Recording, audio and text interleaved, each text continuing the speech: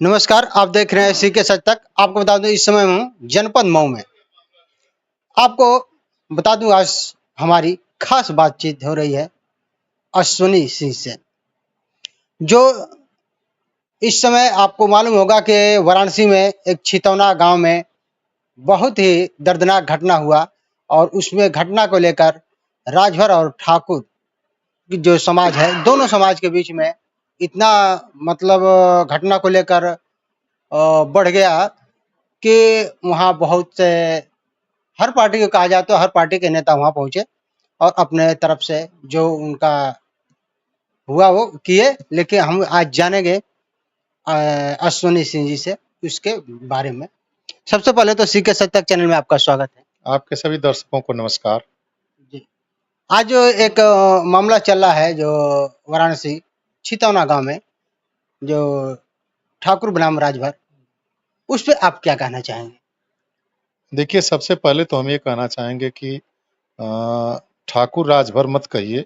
दो लोगों के बीच में जो विवाद हुआ वह दुर्भाग्यपूर्ण है। यह नहीं होना चाहिए और किन्हीं भी स्थितियों में अगर विवाद हुआ तो सभी लोगों का कर्तव्य बनता है कि आग में घी डालने की बजाय आग में पानी डालना चाहिए। बांस खूंटी को लेकर के विवाद हो गया। विवाद में बड़ी सामान्य सी बात है, लाठी डंडे चले, चोटें आई, दोनों पक्षों को चोटें आई। मामला मुझे लगता है कि बहुत आगे नहीं था, सामान्य घटना थी, चोट लगी, पुलिस में गए, लोग आए गए, बात रही। ये मामला तूल तब पकड़ना शुरू किया जब इसमें राजनीतिक लोगों ने रोटी सेकने की कोशिश किया। कुछ लोग राजभर के पास दौड़ना शुरू किए, ज्यादा लोग राजभर के पास ही गए। राजपूत संगठनों में इक्का दुक्का कोई चला गया होगा। तो अब उसमें देखिए ये मामला ज्यादा तूल तब पकड़ लिया जब सुभाषपा के नेता माननीय डॉक्टर अरविंद राजभर जी पहुंचे। वहां उस गांव के कुछ दूरी पर हमारी रिश्तेदारी है, धरहरा गांव में। मैं छत्री खुद हूँ, मेरी रिश्तेदारी है। जब हमने पता किया कि आखिर ये चीज डॉक्टर अरविंद राजभर के बाद जाने के बाद इतना उछल कैसे गई, तो हमको जो जानकारी में मेरी रिश्तेदारों ने जो हमको बताया कि जब यह हो गया कि डॉक्टर अरविंद राजभर आ रहे हैं तो एक कार्यक्रम वहां पर आयोजित हुआ। उस कार्यक्रम में कुछ लोग ऐसे हैं जो उत्तर प्रदेश की सत्ता में जबरदस्ती पहुंचना चाहते हैं।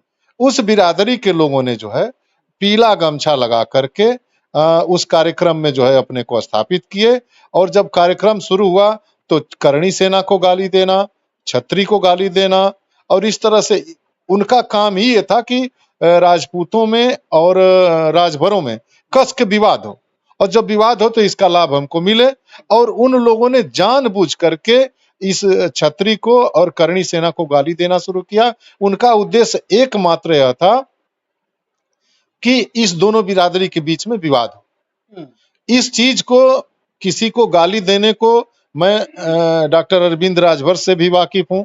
वो किसी भी सूरत में इस चीज का समर्थन नहीं कर सकते हैं कि उनके लोग किसी वर्ग विशेष या जाति विशेष को गाली दें। और मुझे जो जानकारी है, मेरी रिश्तेदारों के माध्यम से जो जानकारी हुई है कि इसमें राजभरों के स्थान पर दूसरी बिरादरी के लोगों ने गमछा लपेट करके पीला और दोनों बिरादरी के बीच में द्वेष पैदा करने के लिए, विवाद को बढ़ाने के लिए गाली देना शुरू किया है। और डॉक्टर अरविंद राजभर का कहीं से भी इसमें इस तरह के लोगों के साथ समर्थन नहीं है और राजभरों का भी इसमें समर्थन नहीं। जो भी जाए तो जाके आग में पानी डालना चाहिए, आग में घी डालने का काम नहीं करना चाहिए। और गैर बिरादरी के लोग राजभरों के बीच में पहुंच करके और गाली दे करके इसमें घी डाल करके जातिगत उद्देश्य फैलाने की कोशिश की है। मैं क्षत्रियों से भी निवेदन करना चाहता हूं कि इस चीज को समझने की कोशिश करें और राजभरों से भी मैं निवेदन करना चाहता हूं कि इस चीज को समझने की कोशिश करें कि आप दोनों के बीच में विवाद पैदा करने के लिए तीसरे लोग गमछा लगा करके अंदर प्रवेश किए हुए हैं। सावधानी से अपने को संयम बरतते हुए और जो भी व्यवहार करना है वो करें। यानी आपका कहने का मतलब है कि जो दोनों समाज के लोगों को एक तीसरा आकर लड़ाई, हाँ, लड़ाने की कोशिश हो रही है, पूरी तरह से लड़ाने की कोशिश हो रही है। उनको यह दिखाई दे रहा है कि इनके बीच, देखिए ये दोनों वोट, राजपूत का वोट भी और राजभर का वोट भी एक झंडे का है और इनको बांटो तो कुछ हमको लाभ होगा, यही पॉलिसी वहां चल रही है और इसी को आजमाया जा रहा है। एक और मेरा सवाल आपसे, जो आज देखा जा रहा है तो सरकार की तरफ से योजना मतलब एक प्रस्ताव पास किया गया है जो प्राथमिक विद्यालयों को मर्जर किया जा रहा है, इस पे क्या कहना चाहिए? अब देखिए, ये मसला ऐसा है, थोड़ा ज़्यादा ही संवेदनशील है। मैं इस पर बोलने के लिए अब थोड़ा-सा, अब ये प्रदेश सरकार की नीति है। सरकार ने कुछ देखा समझा होगा, तब यह निर्णय किया होगा। सरकार की मंशा यह है कि कुछ विद्यालयों पर अध्यापक हैं 5 और विद्यार्थी हैं 3, तो क्यों नहीं इनको एक जगह करके और अध्यापकों के को का पूरा इस्तेमाल किया जाए, इनकी प्रतिभा का पूरा जो है वो देश हित में इस्तेमाल किया जाए। इसलिए छात्रों को एक जगह करके और अध्यापक लोगों का जो है से सेवा लेने की बात सोची जा रही है। और यह संवेदनशील मसला है। एक पक्ष कह रहा है कि नहीं, शिक्षा का नुकसान हो रहा है, एक पक्ष कह रहा है कि सरकार कह रही है कि नहीं, इससे शिक्षा का फायदा होगा। तो अब इसमें हम क्या कर सकते हैं भाई, अपना-अपना मत है। ये एक और मेरा सवाल है कि जो हमारे देश में क्या शिक्षा प्रणाली एक होना चाहिए? देखिए, शिक्षा प्रणाली तो बिल्कुल एक होनी चाहिए, क्योंकि हर नागरिक के लिए बाबा साहब ने अपने संविधान में समानता के अधिकार का सबसे पहले उल्लेख किया। सबके लिए समान शिक्षा होनी चाहिए। लेकिन आज के तारीख में आप देख ही रहे हैं कि शिक्षा में जितना मतलब कैटेगरी है नीचे से लेकर के ऊपर तक, जिनके पास पैसे हैं वो बड़े स्कूलों में जाकर के पढ़ रहे हैं, हाई-फाई व्यवस्था में पढ़ रहे हैं, और जिनके पास पैसे नहीं हैं, जो मजदूर हैं, किसान हैं, उनके बच्चे सरकारी स्कूलों में या निचले स्तर पर भी शिक्षा मिलने में उनको कठिनाई आ रही है। तो हाँ, महँगा पड़ रहा है या वो इसके लिए सक्षम नहीं है। तो जब समानता की बात है, तो मुझे लगता है कि शिक्षा तो निश्चित रूप से एक तरह की ही होनी चाहिए। उसी में मंत्री जी का भी लड़का पढ़े और उसी में मंत्री जी के अर्दली का भी लड़का पढ़े। यह व्यवस्था, इसका हम पक्षधर हैं, व्यक्तिगत रूप से। एक और मेरा सवाल है, जो जातीय जनगणना का जो प्रस्ताव आया है, उस पे आप क्या कहना चाहेंगे? देखिए, तमाम पार्टियों की मांग रही कि जातीय जनगणना जो है वो कराई जाए, जातीय जनगणना जो है वो कराई जाए। लेकिन हमसे व्यक्तिगत रूप से अगर पूछेंगे, तो जातिगत जनगणना कराना राष्ट्रहित में नहीं है। ना, हम इसका जो है समर्थन नहीं करते। क्या नुकसान है? नुकसान इससे है कि जैसे देखिए, फिर वही जातिगत खेल शुरू होगा। लोग बैठ करके गणित लगाएँगे कि इतनी इस बिरादरी के लोग इतने हैं, इस बिरादरी के इतने वोट हैं, इस बिरादरी के इतने वोट हैं। तो फिर उस तरह से लोग अपनी पॉलिसी बनाएँगी सभी पार्टियाँ, और जातिगत वोट को लेकर के सब लोग अपनी-अपनी रणनीति बनाएँगे। जातिगत नहीं होना चाहिए, पूरे समाज का कल्याण कहाँ से हो पाएगा? कैसे शिक्षा अच्छी से अच्छी लोगों को मिल सके, कैसे अच्छी से अच्छी बिजली मिल सके, अच्छी से अच्छी सड़क मिल सके। तो मुझे लगता है कि सबको मिलना चाहिए। जैसे अभी आपने समानता की बात कहा है, तो जातिगत जब पक्ष लेंगे लोग, तो समानता नहीं रह पाएगी। अपनी बिरादरी के लिए लड़ेंगे, कुछ ऐसा काम करेंगे। जैसे यही देखिए, क्या नाम है, जो अभी चौबेपुर की दुर्घटना हुई है। जातिगत कारणों से ही यह मामला तूल पकड़ रहा है। अगर जातिगत रोटी यहाँ नहीं सेकनी होती, 2-4 दिन के अंदर सब लोग अपने-अपने काम में कमाने खाने को लगते। ये अभी सबसे पहले जो मेरा सवाल था, छितौना कांड को लेकर जो घटना हुई है, उसमें आखिर अब तक आप जो बता रहे हैं कि हमारी उसी गांव में रिश्तेदारी है, थोड़ी दूर पर। मतलब लगाव है, हाँ, हाँ। जान पहचान है हाँ, वहाँ हाँ, के, हाँ। तो वहाँ के जरूर ही कुछ न कुछ वहाँ का राज मिलेगा ही कि क्या हुआ था। लेकिन हमें ये जानना चाहिए, सबसे पहले आखिर क्या हुआ था, किस मामले पर लेकर ये इतना बवाल हो देखिए, एक बाँस खूंटी है। गया? जो बाँस खूंटी राजभर लोगों की, जो मुझे जानकारी है, वो राजभर लोगों की बाँस खूंटी है। और बाबू साहब कह रहे थे कि हमारे खेत में लटक रहा है, इसको हटाओ, इसको काटो। ये कौन-सा बड़ा मसला है? कहीं कुछ नहीं है।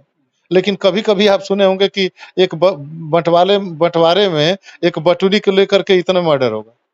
तो कभी-कभी इस तरह की परिस्थितियाँ बन जाती हैं दुर्भाग्यपूर्ण ढंग से। तो यही है, कोई पहले से दुश्मनी या इस तरह की स्थिति तो मेरी जानकारी के अनुसार नहीं थी। छोटी-सी बात, चिनगारी लगी, आग पकड़ ली। हुँ। और एक है ऐसे जो आम जनता के बीच में भी कभी-कभी ये सुनने को मिलता है, क्या आपके हिसाब से अमीरी और गरीबी के हिसाब से आरक्षण मिलना चाहिए या कि जाति विशेष के रूप नहीं, जाति के आधार पर नहीं मिलना चाहिए। इसमें देख लेना चाहिए कि कोई जो पीड़ित व्यक्ति है, उसको आरक्षण मिलना चाहिए। जो कमज़ोर है, उसको आरक्षण मिलना चाहिए। अब देखिए, जब मैं अभी प्राइमरी में पढ़ता था, छोटा था, तो उस समय आज पेपर सबसे ज्यादा निकलता।